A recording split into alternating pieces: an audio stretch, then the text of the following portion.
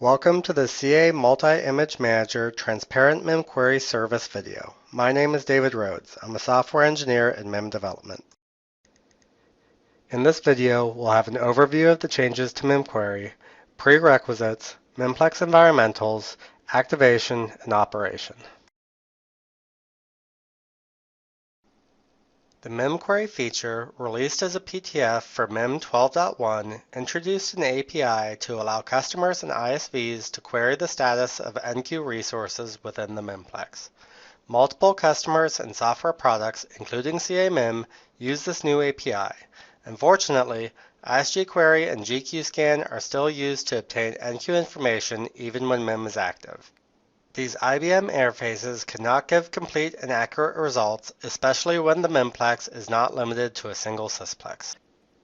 CA MIM Release 12.5 introduces the ISGQuery and GQScan features to accommodate customers who are not utilizing the MIMQuery API. Both features require the MIMQuery service to be active.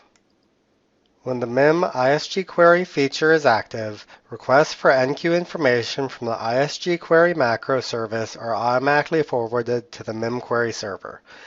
Programs that invoke the ISGQuery macro do not need to be modified. Only requests that specify req info equal qscan and gather from equals sysplex will be forwarded to the MIMQuery server.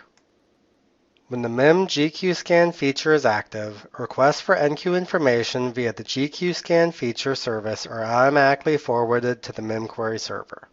Programs that invoke the GQScan macro do not need to be modified. Only requests that specify xsys equals yes or scope equals global are forwarded to the MIMQuery service.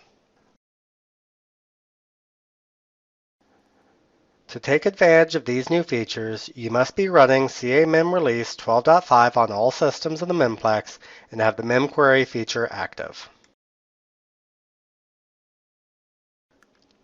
In the following demo, I will be running with CA MIM Release 12.5 in a 5-system Mimplex. My command prefix and message prefix is the @ symbol.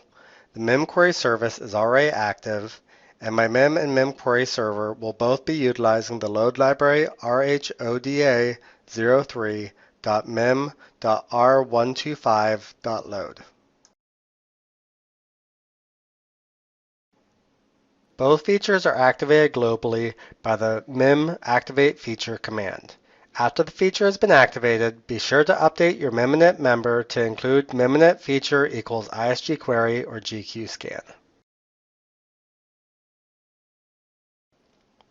The following demo will show you how to activate the MIM ISGQuery and GQScan features and provides examples of the additional information that is provided to users of the ISGQuery and GQScan services.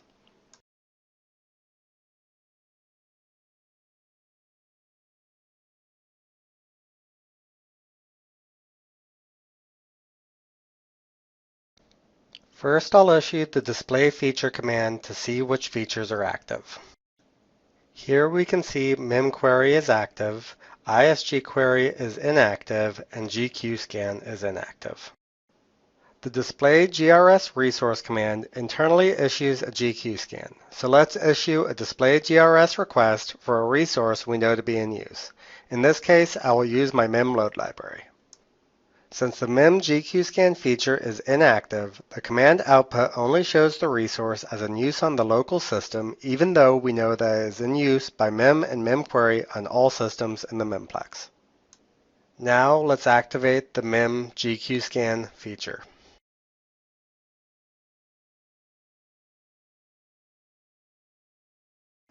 We can verify that the feature is active from the display feature command output. Now, when we issue the same display GRS resource command, we can see that the resource is being used by my MIM and MIMQuery on all systems in the Mimplex. Now let's look at an example of a command that uses ISGQuery. From TSO, I'll issue an allocate request for my MIM's load library. Since the dataset is already allocated, we receive the IEFA 110I dataset contention message. Because the command utilizes the ISG query service and the MIM ISG query feature is turned off, only information from the local system is displayed. So let's activate the ISG query feature.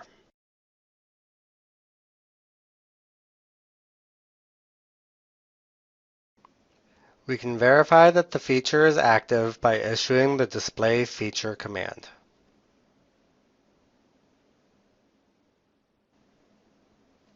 Now when we issue the allocate dataset command, the dataset contention message contains the information from the entire MIMPLEX.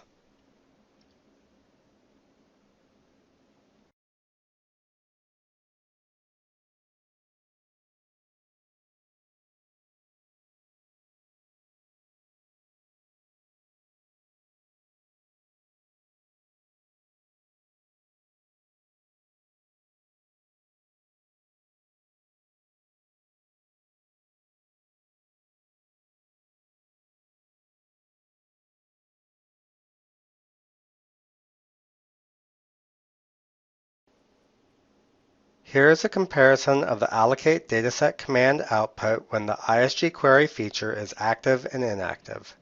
In this case, I attempt to allocate the MIM load library that is currently in use by my MIM and MIMQUERY service on all systems of the MIMPLEX. When the MIM ISG query feature is inactive, the allocate dataset command's internally issued ISG query is only able to gather local system dataset usage information.